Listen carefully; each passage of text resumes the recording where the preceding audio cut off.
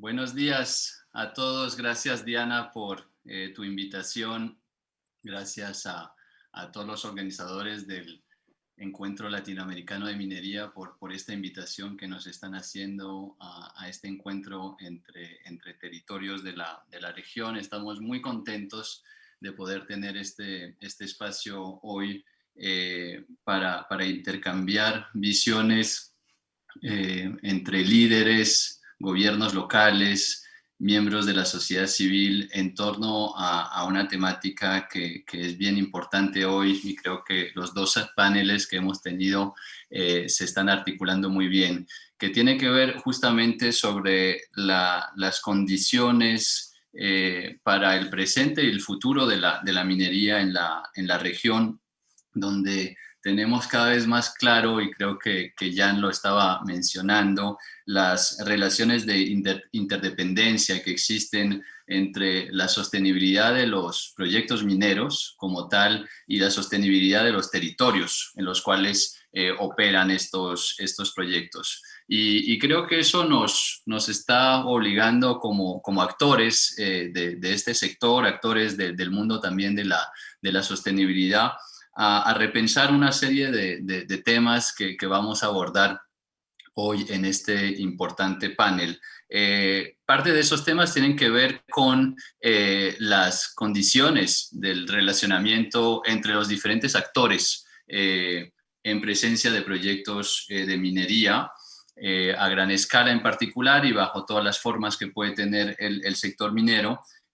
La cuestión de la integración territorial también de esos proyectos, lo sabemos, estamos hablando de territorios que venían desarrollándose en muchos casos en la región sin que haya una presencia de proyectos mineros, y por lo tanto se marca un antes, un después, un durante el proyecto minero explotando un recurso natural no renovable, y por lo tanto habrá también un después de la minería en esos territorios, y eso nos obliga de alguna forma para pensar esa relación entre sostenibilidad de los proyectos mineros, competitividad de esos proyectos y sostenibilidad territorial, a realmente pasar de un modo de relacionamiento a un modo de colaboración, pensando las mejores formas de construir visiones compartidas en esos territorios. Y lo sabemos, decirlo aquí en este panel resulta fácil,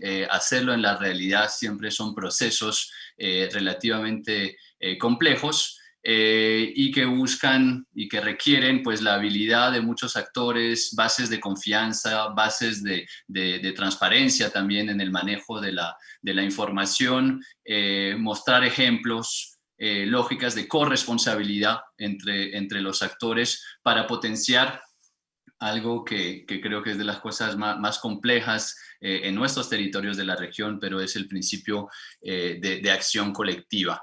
Y hoy vamos a tener pues un magnífico panel porque lo vamos a abordar desde 4 países, 4 actores que vienen impulsando en diferentes territorios esa visión de corresponsabilidad, con todos los desafíos que eso supone. Y voy a presentar rápidamente a nuestros 4 panelistas. Tenemos a Patricia Díaz, ella nos acompaña desde Perú, trabaja en el INICAM, que es el Instituto de Investigación y de Capacitación Municipal en Perú. Bienvenida, Patricia. Y ella ha venido trabajando, coordinando un proyecto que finalizó hace poco en una de sus fases, que es el proyecto FOGEL, de fortalecimiento de la gestión local en diferentes territorios del Perú, con una experiencia muy interesante justamente de cómo en una alianza con una empresa minera se ha venido trabajando en un enfoque territorial de lo que es la responsabilidad social y una mirada del fortalecimiento de la institucionalidad local desde una mirada a 360 grados, y creo que va a ser bien interesante el planteamiento que nos compartirá Patricia. tenemos a Jorge Jaramillo. Bienvenido, Jorge, nos acompaña desde Medellín, secretario de Minas de la Gobernación de Antioquia, donde desde Antioquia se viene liderando todo un proceso que Jorge nos contará, justamente buscando esa articulación entre sostenibilidad del sector y sostenibilidad de los territorios. Nos acompaña también Kelly. Bienvenida, Kelly. Kelly Montaño es una líder, presidenta del Gobierno Autónomo Descentralizado de los Encuentros en Ecuador, lo que sería el gobierno local de la parroquia de los Encuentros, una de las presidentas más jóvenes de todo el Ecuador, y en un territorio muy interesante en el cual se está desarrollando un proyecto minero, el proyecto Fruta del Norte, y nos contará de la experiencia que ha tenido el gobierno local, el GAD en este caso, en un ejercicio de diálogo muy interesante para el Ecuador y para la región. Y escucharemos también a Wilfredo Bacián. Bienvenido, Wilfredo. Wilfredo es presidente de la comunidad quichua de Quipisca en Chile. Y nos compartirá también una experiencia de relacionamiento y de construcción de una visión compartida entre una empresa minera y su propia comunidad, con todos los desafíos que eso ha supuesto.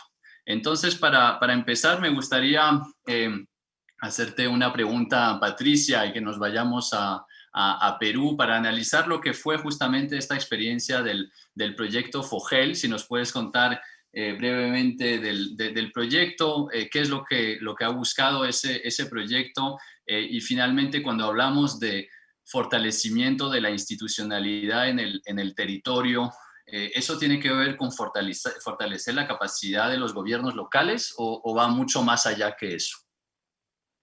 Muchas gracias, Guillén, y muy buenos días a todos. Es un gusto poder compartir con ustedes en este espacio virtual, ¿verdad? Y en esta nueva normalidad. Un cariñoso saludo desde Perú. Efectivamente, FOGEL, como proyecto, ha sido una apuesta corporativa de una empresa minera implementada por el Instituto de Investigación y Capacitación Municipal, que es una organización civil que tiene más de 36 años en el Perú trabajando en apoyo a los gobiernos municipales a nivel nacional.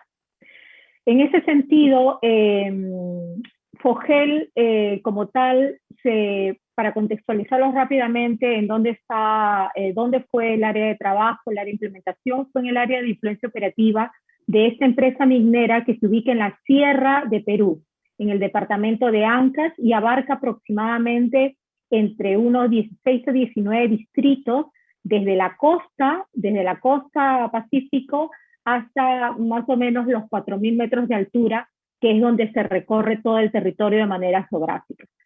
En ese territorio, tanto geográfico, FOGEL se desarrolla, se implementa a través del INICA, a través del expertise que tiene en el tema municipal, pero como bien dijiste, Guillén, no se limita solamente al tema de la gestión municipal como tal, técnica y especializada, sino también al fortalecimiento justamente de los otros actores, que a final de cuentas todos somos actores en un territorio, tanto los internos como los externos, pero sobre todo los internos que viven en el territorio, llámese sociedad civil o llámese las organizaciones sociales, los líderes, e incluso también los espacios que habitaban o que estaban de repente no activos en su momento, pero que se activan en determinados momentos cuando se requiere impulsar algún tipo de proceso en favor del desarrollo. Entonces, como tal, FOGEL efectivamente fortalece las capacidades de las autoridades políticas y de los funcionarios municipales, en este caso de los gobiernos locales, pero también de los líderes y las organizaciones sociales de base principalmente, ¿verdad? Para que en base al fortalecimiento y al concurso de estos dos grandes actores se pueda converger en un espacio de diálogo o promover un tema de diálogo, concertación, justamente como bien lo dijiste, en un territorio donde una empresa minera extractiva desarrolla sus actividades propias de la minería, pero que también tiene una apuesta de gestión social que apunta a aportar valor, a generar valor a promover la competitividad del territorio, pero no solamente desde el punto de vista que como empresa, sino también teniendo en cuenta que es un habitante y un actor más dentro del territorio. Patricia, muchas gracias. Cuando hablamos de esa empresa nos referimos al caso de Antamina, ¿no? En Perú, que no es cualquier proyecto en cualquier país, digamos. El Perú tiene una amplia trayectoria en el sector minero y pues historias cruzadas y consolidadas de relacionamiento entre empresas y territorio. Cuando hablábamos justamente del tema de institucionalidad, algo que me llama la atención de lo que ustedes han logrado hacer con la empresa y con los gobiernos locales es un poco repensar la forma en que entendemos los liderazgos, ¿no? Territoriales. Es decir, si asumimos que la institucionalidad finalmente es ir más allá que el gobierno local, sino potenciar liderazgos, un tejido social, un tejido institucional más fuerte, porque eso es la base de la corresponsabilidad, digamos, en esos territorios. Cuéntanos cómo fue esa experiencia y los desafíos que pudieron tener en potenciar estos liderazgos en territorio. Bien, efectivamente, Antamina es empresa minera que impulsado es parte de su apuesta, como dije, a un inicio corporativa justamente para promover el desarrollo en estos territorios, en donde debemos, creo, y todos los que estamos acá y trabajamos en este tipo de proyectos, vemos el territorio no como espacio físico, sino de interrelaciones donde van y vienen personas, van y vienen gobiernos, van y vienen políticas, ¿verdad? O en muchos casos incluso ausencia de políticas, ¿verdad? Entonces, en ese sentido, Fogel arranca aproximadamente el año 2015-2016, ha tenido una etapa de 5 años, yo pienso, y todos creemos de parte del equipo que ha sido valioso atravesar y acompañar técnicamente el proceso de aproximadamente 2 a 3 gestiones municipales. En Perú, para conocimiento general, nosotros cada 4 años se renueva alcaldías, funcionarios, etcétera, y cambian. Y a veces, que nos pasa a todo el mundo, es a veces como volver a empezar, porque son las personas que entran y salen. En ese sentido, fue el 2015 y el 2018 que Fogel como tal se prepara para poder recibir en esta gestión de 2018-2019 a la gestión nueva, pero también se preocupa de que la gestión municipal anterior tenga una salida exitosa. No podemos, no podemos pensar en un proyecto en donde siempre pensamos que todo lo que viene está bien y todo lo que se hizo atrás está muy mal o está peor. Es al contrario, tratar de sacar la lección aprendida, el valor desarrollado, el valor promovido para que justamente con este tipo de lecciones se haga una mejor implementación al futuro. Entonces, ¿qué quiere decir esto? Que no solamente, como bien dices, es un tema de fortalecer los gobiernos municipales, sino también involucrar a la sociedad civil a través del liderazgo, potenciar el liderazgo, capacitar a las personas en tema del desarrollo e incluso hasta, por ejemplo, habilidades blandas, pero también en información. Para nosotros, generar un territorio donde hablamos de diálogo o queremos hablar de concertación, hay que conocer los intereses de las partes, tanto de los privados, tanto del Estado, con todos sus programas nacionales que se implementan para hacer competitivo un territorio, pero también de las personas que viven en los territorios, de manera organizada o de manera incluso de liderazgos potentes, pero individuales, ¿no? Entonces, en ese sentido, el tema de brindar la información, conocer el territorio, todas las partes, inclusive las empresas extractivas que trabajan en una zona, tienen que conocer el territorio de una manera real, ¿no? Una manera real en el sentido de que tiene que haber una convivencia y un acompañamiento prácticamente 24/7, ¿no? En donde tú no haces el trabajo del otro, sino haces un acompañamiento para que el implementador, que en este caso son las municipalidades, lo realice. El implementador, que es sociedad civil, lo realice, lo desarrolle con su creatividad, con su aporte y también orientado a sus intereses. Entonces, tenemos intereses de varios lados donde tiene que haber un diálogo informativo y sobre todo también de transparencia. La transparencia de la información, de la data, el uso de la información, el acceso a la información, incluso el conocimiento de los acuerdos y por qué no también decirlo de los desacuerdos que a veces existen en los territorios. En sitios como este tipo de territorios existen, por ejemplo, convenios históricos que para las personas, los actores sociales que viven en los territorios, no importa cuántas veces puedan cambiar las empresas por delante o los gerentes por delante, sino para ellos sigue vigente ese tema de los acuerdos de atrás. Entonces acá media mucho el tema de la información, manejo de información, el tema de la transparencia y de manera paralela el desarrollo de las capacidades. Lo otro es el tema de articular o vincular o acercar lo más posible lo que el Estado brinda. Porque el Estado no es, con todos sus pros y también sus debilidades, no es un Estado quieto, es un Estado dinámico que ofrece programas nacionales y como bien lo dijo el expositor anterior, nadie descubrimos la pólvora en esto, sino acercar lo que existe a nivel del Estado para que sean desarrollados, implementados, ejecutados en el propio territorio. Entonces, yo creo que el equipo técnico de FOGEL ha hecho este trabajo de una manera ininterrumpida. Han sido 5 años, efectivamente, de un aprendizaje mutuo. Nosotros, ellos y todos en conjunto, porque no llevamos a descubrir nada, quizás simplemente a poner un poco de chispa para que esto se mueva y la persona, el funcionario, el líder o la lideresa se sienta motivado, identificado, que tiene un rol protagónico también. No solamente un rol demandante, porque ya sabemos que las mineras son muy atractivas para ser sujetos de demandas, ¿verdad? Pero no necesariamente de corresponsabilidad.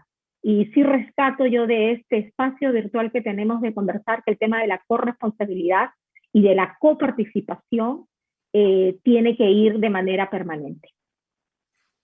Muchas gracias, Patricia. Muy interesante y nada, nos dejas una reflexión bien potente también para los otros panelistas sobre, bueno, uno, la temporalidad, ¿no? Porque no es un proyecto que duró 6 meses o 2 años, o sea, se necesita tiempo para consolidar esas relaciones y esa visión de construcción colectiva en territorio, y estás hablando de un marco de 5 años que supera incluso los tiempos de los gobiernos locales, que también es una apuesta interesante, y la idea de tener en territorio a una figura de la sociedad civil o de un tercer sector que juega un rol de dinamizador del territorio, articulando y potenciando las relaciones entre los actores, es una figura que deberíamos profundizar en este panel. Muchas gracias, Patricia. Ahí volvemos en un rato con otras preguntas. Me gustaría dar un salto de Perú a Colombia y acercarnos a Medellín, en particular contigo, Jorge. Nos hablaba Patricia de esa visión de lo público como un Estado que puede ser dinámico, adaptativo, pero también a veces ausente de ciertos territorios, y la necesidad de buscar estas reconfiguraciones entre lo público y lo privado. ¿Cómo es tu visión como secretario de Minas de una gobernación importante como la de Antioquia en Colombia sobre esa relación entre sostenibilidad y competitividad de los proyectos mineros y sostenibilidad territorial? Cuéntanos un poco cómo lo están viendo en la práctica desde la gobernación. Guille, muy buenos días para usted y para todos los que nos acompañan, en especial los compañeros de panel, Patricia, Kelly, Wilfredo, y a la directora del evento, felicitarla, a la doctora Silvana Jaro, y a los asistentes que en estos momentos nos acompañan y quienes nos siguen por las redes. Antioquia, para dar un contexto, Antioquia fue el único departamento en Colombia que se desarrolló alrededor de la minería. De hecho, para los indígenas era Antacha, Ant, montaña, Hacha, la tierra del oro. Nuestro departamento, que se formó alrededor en especial de la minería del oro, actualmente de 6 empresas exportadoras, 5 son mineras, las 5 principales. Y de los 4.200 millones de dólares que exporta el departamento, 1.177 millones corresponde a la minería del oro. También es muy fuerte el tema de producción de calcáreos y cemento. El 50% del cemento se produce en Antioquia, en una zona estratégica equidistante de las ciudades principales de Colombia, Bogotá y Medellín. Eso es como el contexto, o sea, toda nuestra vida ha girado alrededor de la minería y esa es la historia de Antioquia. La historia de Antioquia es la historia de la minería. Ese es el primer contexto que quería dejarles como referencia. Lo segundo, nuestra apuesta de valor. Como esa ha sido nuestra tradición, a ver, ¿a qué debemos apuntarle al futuro? Y le estamos apuntando a un concepto que lo llamamos ecominería, unidos bajo el mismo cielo azul. Y cuando hablamos de cielo azul en minería, hablamos de 3 componentes. El primer componente, transparencia, que Patricia lo tocó muy bien. El segundo componente, prácticas de producción más limpia. Y el tercer componente, altos estándares sociales y ambientales. Entonces, esa es la apuesta de valor, ecominería, o sea, una minería ecológica, que la definición es exploración y explotación de los recursos minerales generando valor agregado en la parte social y ambiental a las comunidades. Muchas gracias, Jorge. ¿Y cómo sientes tú la participación del sector privado en esa visión de ecominería? ¿Sientes que sí se está llegando a un entendimiento entre esa apuesta de visión colectiva en los territorios y cuáles serían los principales desafíos que ustedes están identificando desde la Gobernación de Antioquia? Bueno, lo primero es de dónde sale el concepto y en realidad, o sea, cómo mejoramos la imagen de la minería, de un sector necesario para el desarrollo de la humanidad, pero que ha tenido mala imagen. Eso ha pasado. Entonces estudiamos. Resulta que Colombia tiene 2 componentes fundamentales que nos hacen un poco diferente al resto del mundo. Lo primero, tenemos la mayor biodiversidad del mundo por metro cuadrado. Lo segundo, en Colombia llueve 3 veces más que el promedio a nivel mundial. En el mundo llueve 1.008 milímetros según la FAO y en Colombia llueve 3.240 milímetros según el IDEAN y somos ricos en aguas. Esas condiciones hacen que debamos hacer una minería de mucha calidad. Nosotros estudiamos y dijimos, bueno, uno puede realizar minería sustentable en Norteamérica y en Europa, bajo los estándares mundiales, sociales, económicos, empresariales, técnicos, ambientales y legales, pero no ecominería. Ecominería es para un país que además es hermoso. Aquí encuentra uno en una cuadra de tierra 10 tipos de verdes. Las dudas, lo que tú nos dices, teníamos dudas cómo los empresarios van a ver y los mismos mineros este concepto y resulta que fueron los que más lo han acogido. Hay una empresa de las cementeras que incluso produce cemento verde. Cemento verde es que hasta el saco lo echa en la mezcladora y eso se degrada. Y las empresas a partir de este concepto, ¿con qué estamos trabajando? Con biodegradables, con los pequeños mineros que también teníamos duda. O sea, ¿cómo pueden asimilar los pequeños mineros del oro? Nosotros en Antioquia, nuestra estructura productiva de oro es el 56% de la producción de oro del país se produce en este departamento y 62.5% proviene de la minería de pequeña escala de oro. Entonces ahí decimos, bueno, ¿cómo van a asimilar los mineros, cómo van a asimilar este concepto? Y resulta que fueron los primeros que vinieron aquí y nos dijeron, vea, nosotros estamos de acuerdo. La idea es no utilizar mercurio, sino utilizar elementos biodegradables y ya hay varios productos, varios ensayos que no contaminan el medio ambiente y que no afectan la salud y que pueden recuperar más oro, incluso concentración gravimétrica. Entonces, el concepto ha sido muy bien acogido. Es más, nosotros estamos seguros que si nosotros no realizamos ecominería en 5 años, será muy difícil sacar un proyecto nuevo en Colombia. Yo creo que el concepto es ese, Patricia lo tocó y los panelistas anteriores también, valor agregado en la parte social y ambiental a las comunidades. Eso nos ha acercado mucho al medio ambiente y es verdad. Nosotros ahora en Colombia tenemos una crisis, y ustedes ven, y no solamente Colombia, sino la pandemia a nivel mundial. Y la crisis es económica, es sanitaria, pero también es ecológica.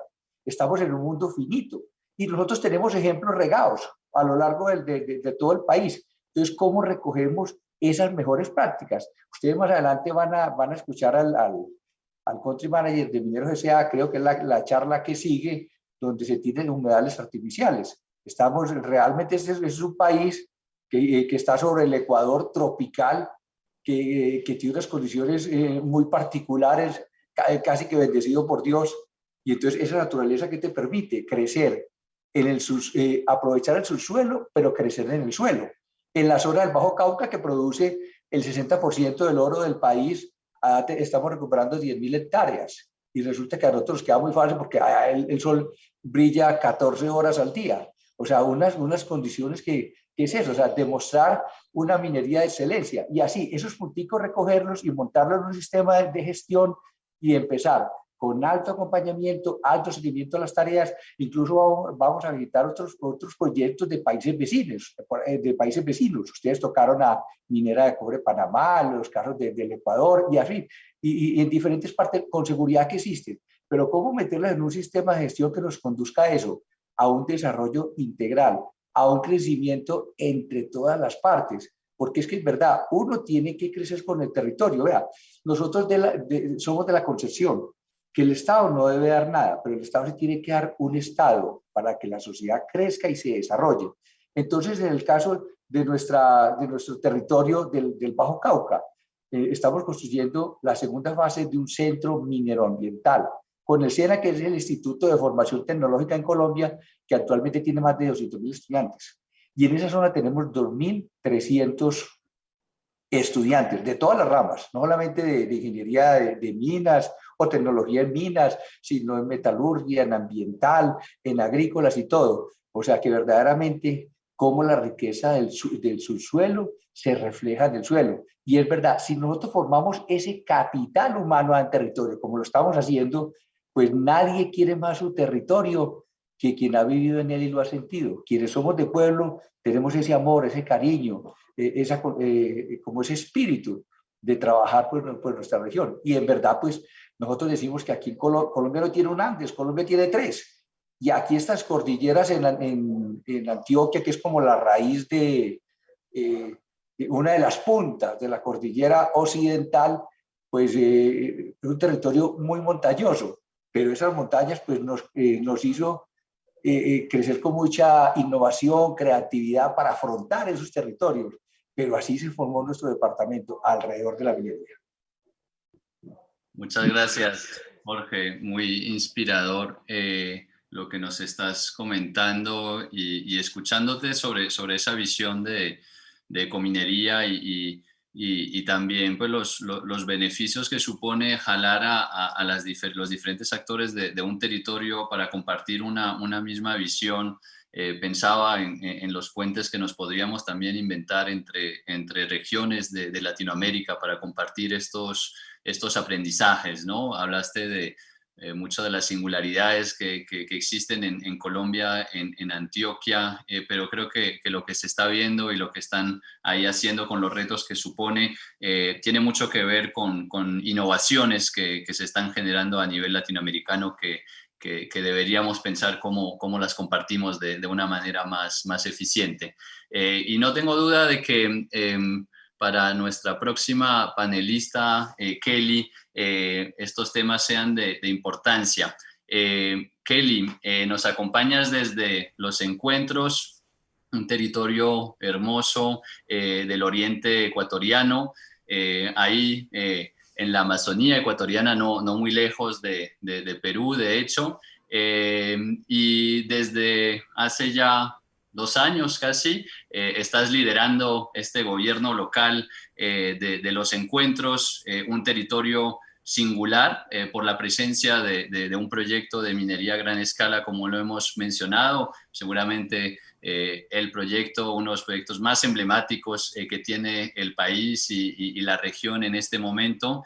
Y ustedes desde Los Encuentros le están dando una lección bien interesante a la región sobre cómo se piensa el diálogo, cómo se piensa el diálogo multiactor en los territorios de una manera muy práctica, con muchos desafíos, muchos retos, pero también muchas lecciones aprendidas. Y quería que nos compartieras un poco de cuál ha sido tu experiencia en ese sentido. Muchas gracias, Kelly.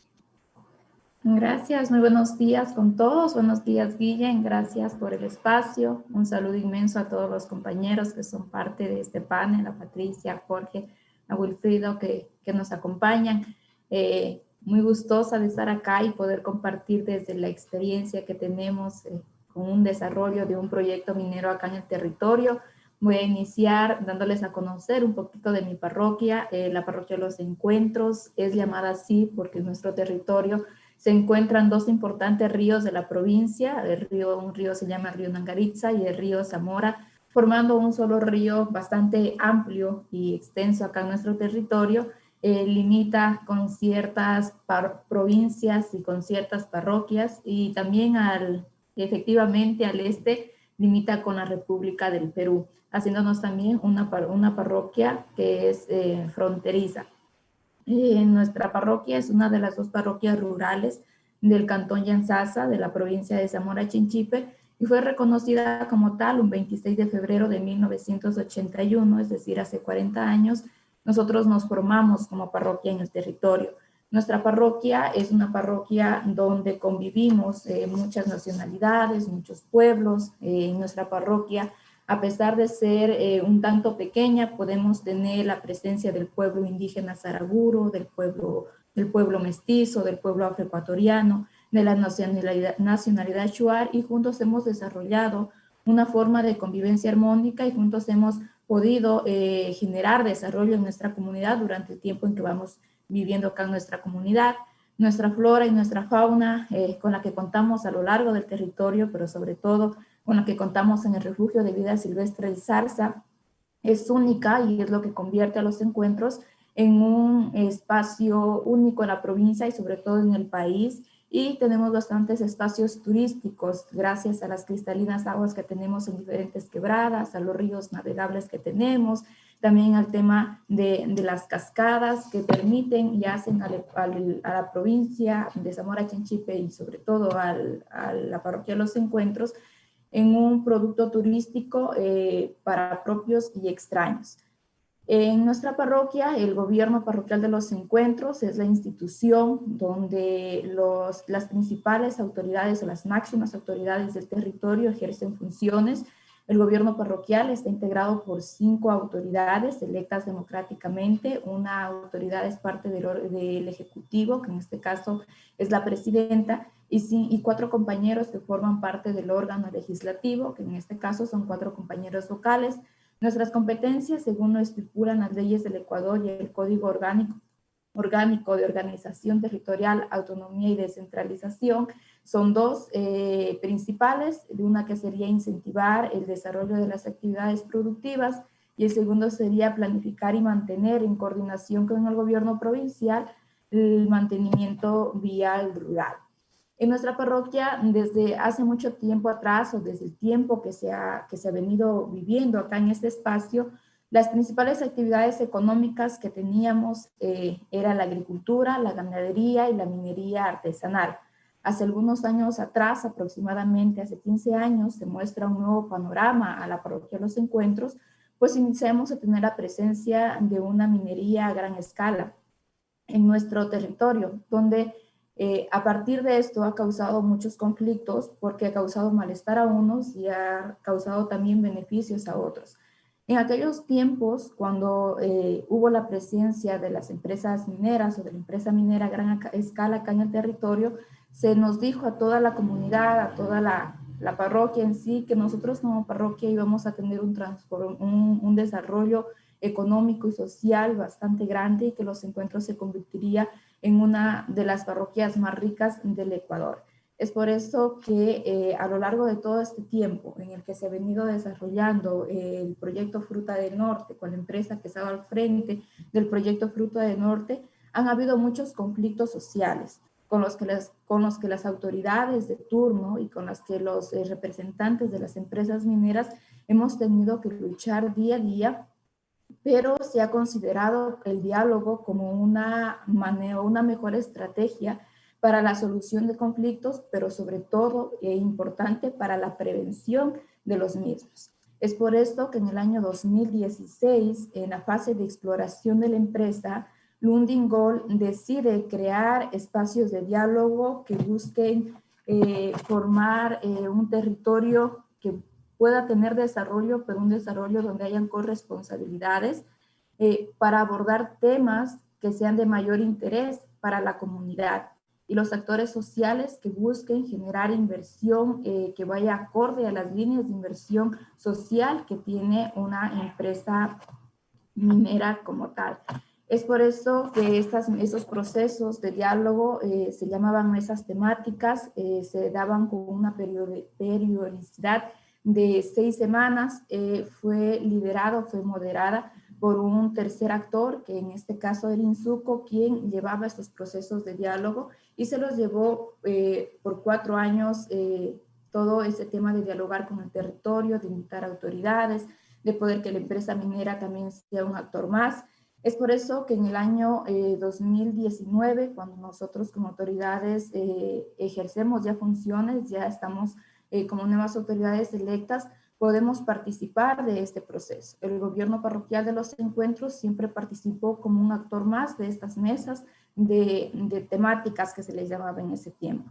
Y nosotros en el año 2019 iniciamos a involucrarnos más estos espacios, pues consideramos que de alguna manera estos espacios ayudarían a generar desarrollo en nuestra comunidad.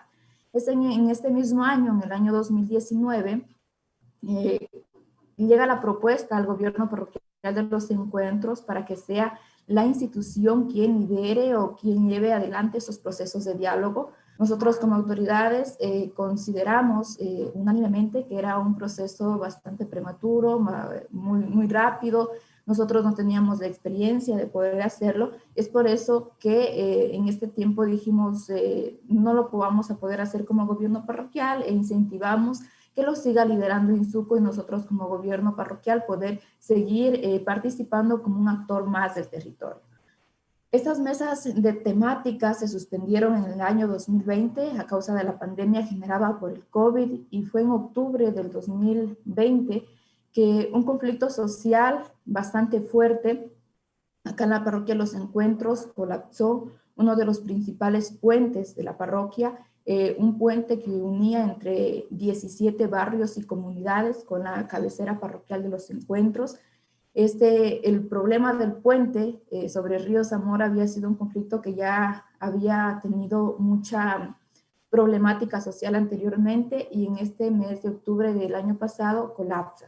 A partir de eso se generan varias movilizaciones por parte de la comunidad, varios actores, varios líderes y lideresas de la comunidad comienzan a reclamar ciertos temas a la empresa minera Lundin Gold y también ciertos temas a las instituciones públicas que formamos parte del territorio.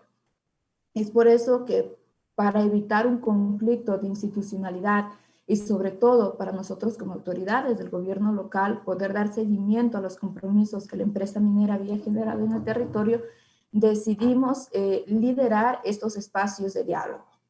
Ahora en la actualidad es el gobierno parroquial de Los Encuentros quien lidera estos espacios de diálogo de una manera responsable. Para nosotros ha significado un gran desafío. Son 5 espacios o mesas de trabajo que se lideran.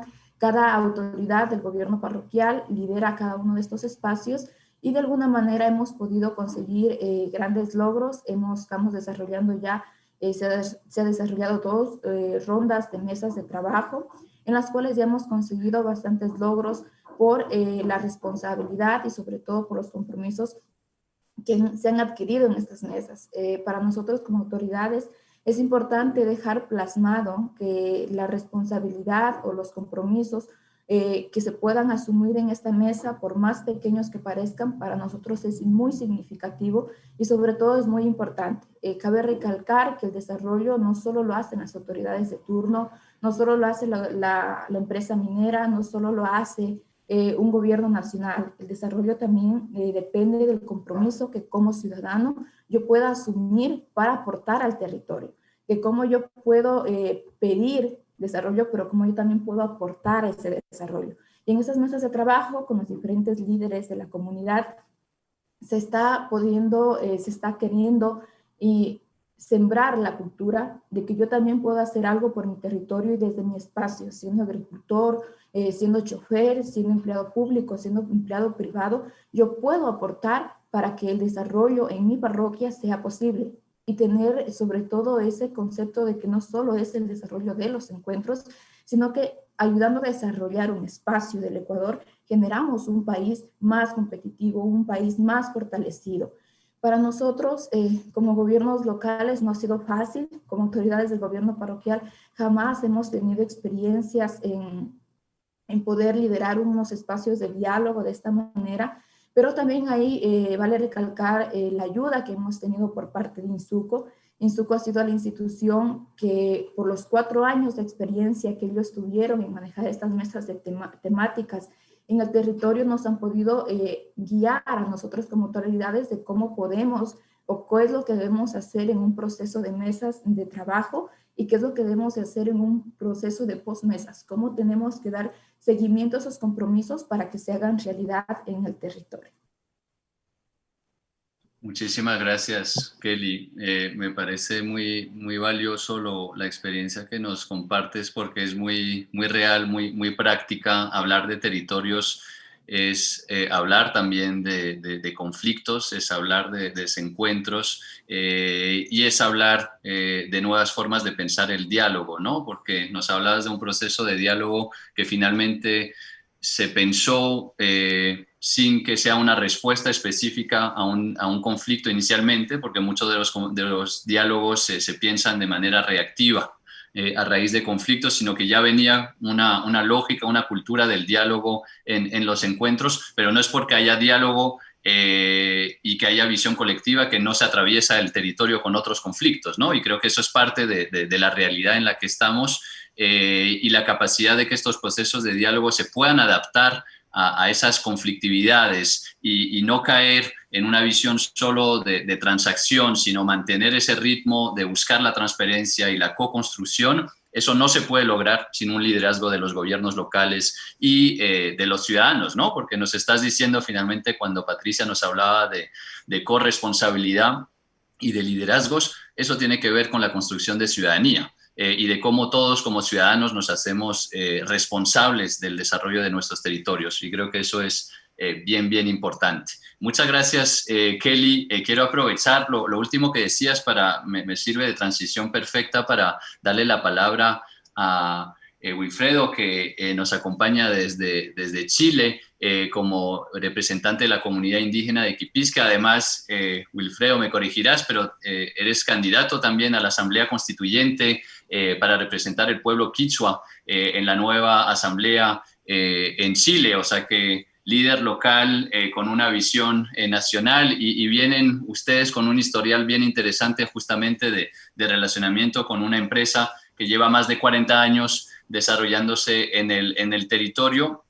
y donde ustedes tuvieron que construir un modelo colaborativo para la preservación de vuestros activos culturales, naturales, de la defensa de vuestro patrimonio cultural, no a modo de únicamente una lógica de conservación estricta, sino también de dinamizar vuestra propia cultura al lado de un proyecto minero. Visto de fuera, eso parece sorprendente. Imagino que eso ha sido un trabajo arduo que no debe ser fácil y que debe tener todavía sus desafíos. Si nos puedes un poco contar cuáles han sido estos pasos puntualmente y las principales lecciones aprendidas que les generó esta experiencia. Muchas gracias.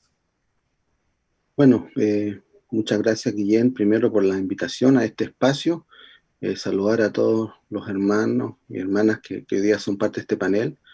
Claro, mira, como tú decías, no es fácil, digamos, lidiar dentro de un territorio indígena con una empresa extractiva como es la minería, ¿no? Y te digo que no es fácil porque hoy día existe también una realidad de que efectivamente el desarrollo que genera o que puede generar una empresa extractiva no es el mismo desarrollo que se puede plantear o pueda soñar un territorio indígena. Por lo tanto, hay que partir de esa base. O sea, aquí no es que la minería hoy día venga a resolver no solo los problemas económicos de un país, ni mucho menos a resolver los problemas de un territorio. por el contrario, a través de su mismo proceso, digamos, genera impactos que sin lugar a dudas afectan de alguna manera la forma de vida de los territorios. En el caso nuestro, bueno, nosotros heredamos una minera que se instala por el año 70, o los primeros pasos de exploración, 80, ya empieza como recién a marchar, ¿no? Por lo tanto, en esos años no había ninguna normativa aquí en Chile que estableciera una participación, ni mucho menos un diálogo con los actores locales. O sea, era más bien una acción del Estado como política pública de autorizar, digamos, la instalación de estas iniciativas o de estos proyectos en territorios que además eran territorios indígenas, ¿no? Además que también este es un Estado que muy asimilador, porque la política de Estado también es como centralista, ¿no es cierto?, paternalista, y donde nos miras a todos como ciudadanos iguales, cosa que en la realidad y en la práctica hoy día eso no es así. Bueno, eso es parte también de las demandas que los pueblos originarios en Chile también han estado planteando durante estos últimos años respecto al reconocimiento de los pueblos, naciones originarias como sujetos colectivos de derechos también. Entonces, esta suerte de relacionamiento con la empresa se viene dando, digamos, desde una perspectiva del existencialismo, por un lado, donde la empresa le dice a los territorios cercanos, en el caso nuestro, mire, aquí tenemos algo con cual podemos compensar o ayudar respecto de sus actividades agrícolas tradicionales que ustedes tienen. Pero claramente esa acción no tenía ninguna correlación, digamos, digamos, la realidad misma de los territorios. Además, también hay que entender que muchos de los territorios o de las comunidades hoy día han ido paulatinamente en procesos de despoblamiento, por factores también sociopolíticos, donde hoy día los centros urbanos congregan todos los elementos de calidad de vida de una determinada familia, ¿no? El acceso a la salud, a la educación, a la tecnología, etcétera, una serie de cosas que en los territorios rurales eso no es posible desarrollar.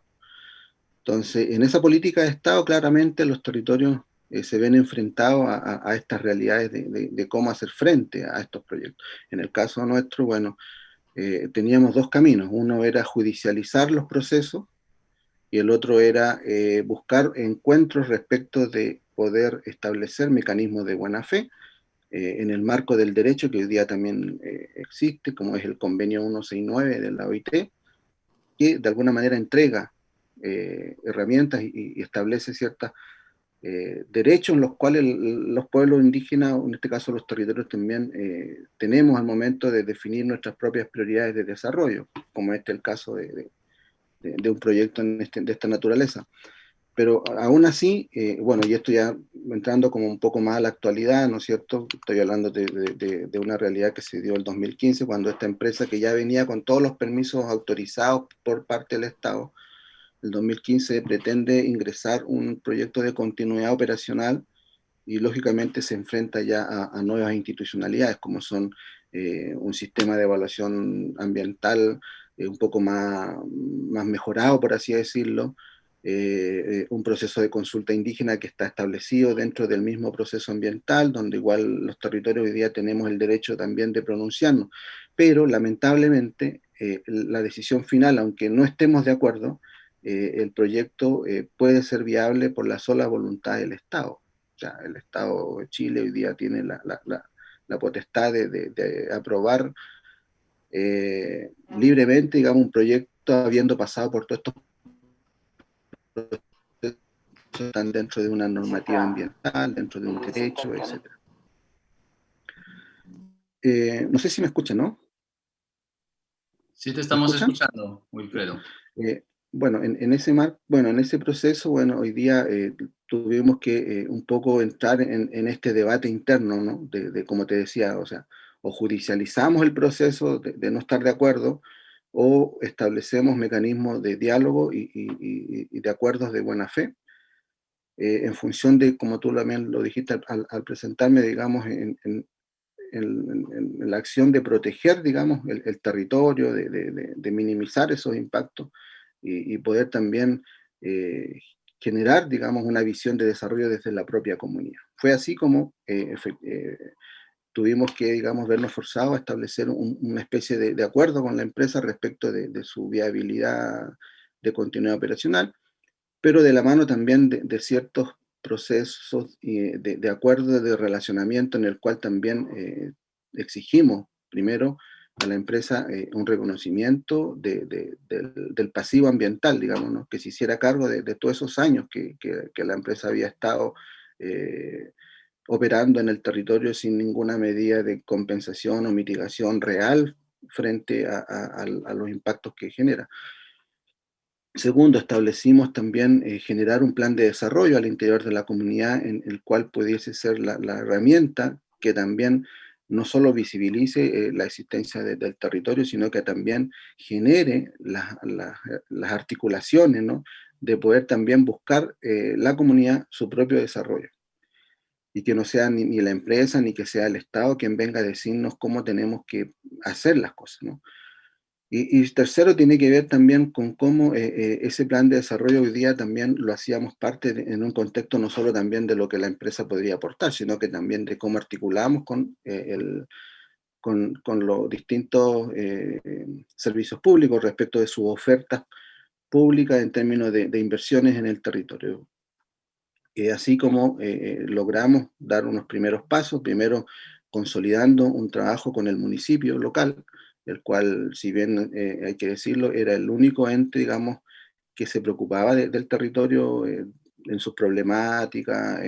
Además, la comunidad de Quipizca, geográficamente, digamos, está dentro de una quebrada, o sea, es una quebrada, digamos, donde todos los años producto del invierno altiplánico, baja el aluvión. Entonces, constantemente, anualmente, digamos, estamos propensos a esa afectación natural también, ¿no? De quedar aislado, de no poder sacar la producción, porque, bueno, también hay una actividad agrícola importante, tradicional, en la comunidad, como es la producción del membrillo. Entonces, justo en esta época se produce todos estos fenómenos naturales, además que generan ciertos problemas al poder, digamos, comercializar la poca producción que la comunidad tenía. Entonces, esto del plan de desarrollo también nos permitió articular ciertos procesos con actores públicos, que nos permitió también postular a proyectos, en el sentido de generar un valor agregado también a la producción, y de esa manera también ir generando capacidades al interior de la comunidad. Creo que eso lo han señalado también las otras personas. Es importante el ir generando capacidades al interior de la comunidad, porque esto es clave al momento de poder no solo defender el territorio, sino también proyectarlo, digamos, hacerlo sustentable en una proyección de largo plazo.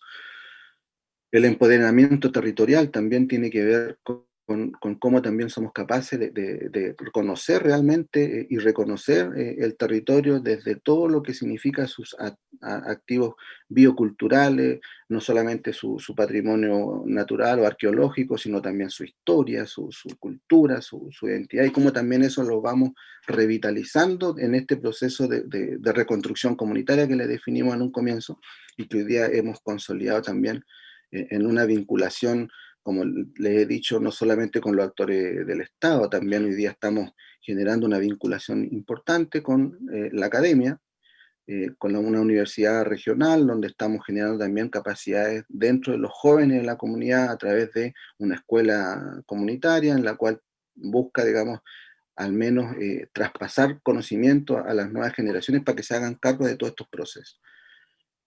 Bueno, los territorios son dinámicos en realidad, no son estáticos, por lo tanto también los actores locales tenemos que estar, digamos, constantemente también adecuándonos a esas realidades, ¿no?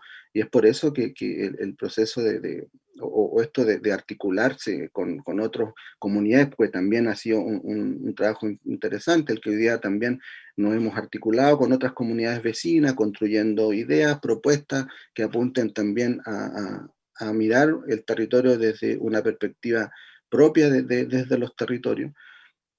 Y desde esos elementos también viendo puntos de encuentro. Hoy día estamos trabajando también en el ámbito del turismo comunitario o turismo indígena, desde nuestra propia cosmovisión, viendo también el turismo como una oportunidad no solamente de desarrollo, sino también de protección del territorio, porque de esa manera también nosotros como actores locales somos quienes definimos qué aspecto, digamos, podemos compartir con el visitante, qué cosa, cuál va a ser el relato que vamos a contar, qué es lo que vamos a compartir con el visitante y, lógicamente, qué es lo que no es posible compartir, porque también tenemos que resguardar aquellos elementos que son propios de nuestra cultura, de nuestra identidad.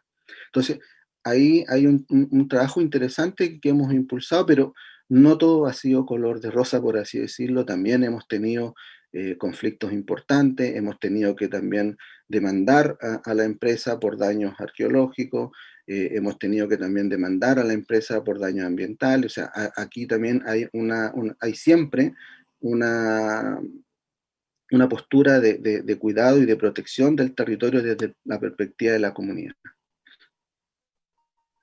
Muchas gracias, Wilfredo. Muchas gracias realmente por esa intervención. Me gusta mucho la visión de empoderamiento territorial que has mencionado. También la cuestión de estos activos bioculturales, ¿no? Que finalmente creo que son muy coherentes con lo que nos decía Jorge también en esa visión de ecominería, es decir, que si no nos preocupamos desde el inicio de potenciar justamente el patrimonio natural, cultural de los territorios en los cuales se dan estos proyectos, finalmente estamos perdiendo potencial de desarrollo, potencial de empleo, pero también lo que es la matriz productiva, ¿no? de nuestros territorios y la garantía de sostenibilidad más allá del tiempo del proyecto minero. A mí me pareció pues magnífico poder escucharlos a los cuatro. Se nos está acabando ya el tiempo. Creo que este panel daría para mucho más. De hecho, sugiero a los organizadores del AMI que nos pensemos más encuentros entre territorio a futuro. Muchas gracias de nuevo a los cuatro. Ojalá podamos seguir conversando, tejiendo estos puentes entre territorios de la región en América Latina, porque creo que hay mucho que hacer. Me quedo también con las palabras de Kelly sobre este ejercicio ciudadano que nos convoca a todos desde una lógica de co-construcción, de responsabilidad, de no temerle al conflicto cuando se da el conflicto, sino siempre pensar en el siguiente paso y en esa visión colaborativa que tiene que prevalecer. Muchas gracias de nuevo. Diana, te cedo la palabra y le doy un agradecimiento muy fuerte a nuestros cuatro panelistas que nos acompañaron esta mañana. Muchas gracias.